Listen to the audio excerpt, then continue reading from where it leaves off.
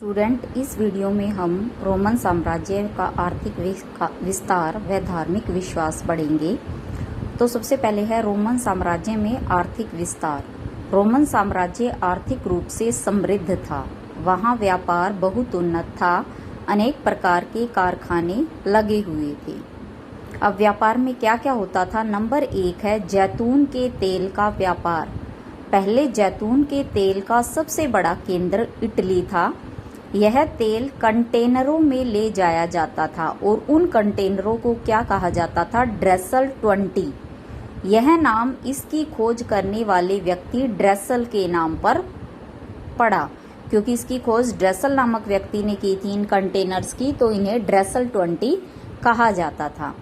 बाद में जैतून के तेल का मुख्य व्यापार स्पेन में होने लगा और स्पेन में इन कंटेनरों को क्या कहा जाने लगा? एम्फोरा। यानी इटली में तो इन्हें ड्रेसल 20 कहा जाता था और स्पेन में इन्हें एम्फोरा कहा जाता था।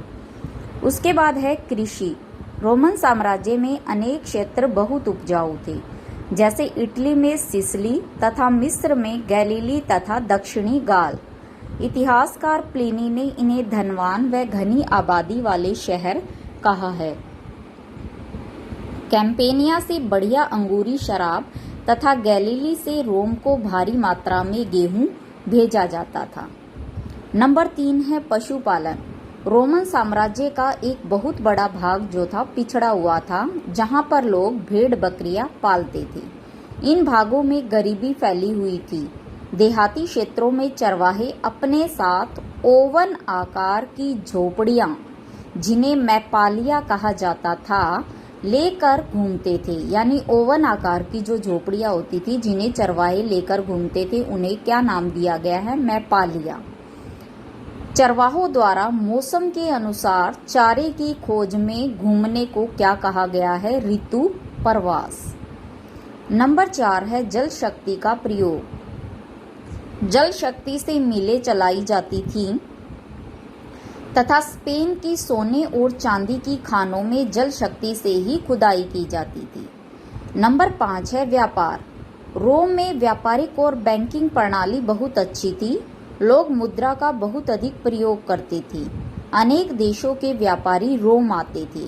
रोम साहित्य में एक प्रसिद्ध कहावत लिखी गई है कि सभी सड़कें रोम को जाती है। यानी सभी व्यापारी रोम नगर में व्यापार करने आते हैं। रोमन साम्राज्य के सिक्के चेन्नई के पास मिले हैं। इससे सिद्ध होता है कि रोम का दक्षिण भारत से व्यापार होता था, परंतु अधिक धन के कारण रोम की जनता व सैनिक भोग विलासी व आलसी हो गए थे। उनकी शारीरिक क्षमता में कमी आ गई थी। नंबर 6 है औद्योगिक विकास। रोमन साम्राज्य में अधिक व्यापार होने से कारीगरी और दस्तकारी की वस्तुएं अधिक बनने लगी। उस समय लकड़ी और चमड़े की बनी हुई वस्तुओं की बहुत मांग थी। रोम के लोग इन्हें दूसरे देशों में भेजते थे व वहां से सूती व ऊनी कपड़े मंगवाते थे।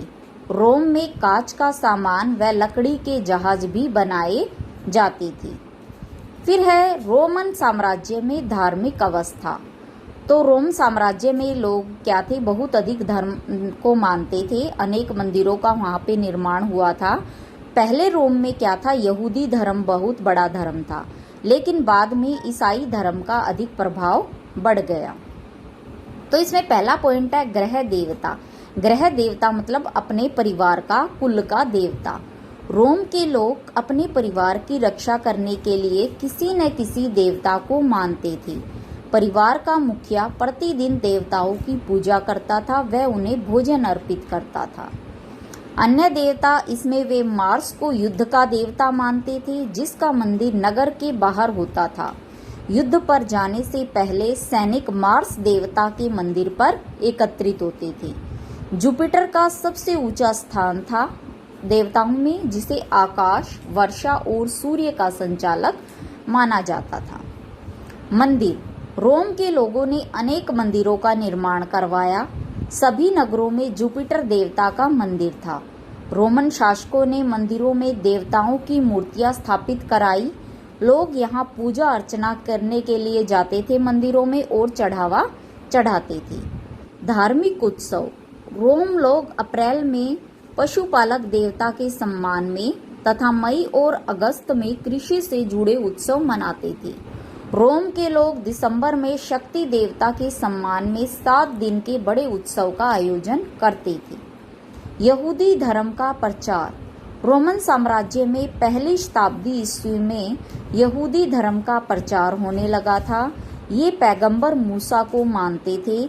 यहूदी धर्म के प्रचारकों ने मूसा द्वारा प्राप्त 10 उपदेशों का प्रचार किया।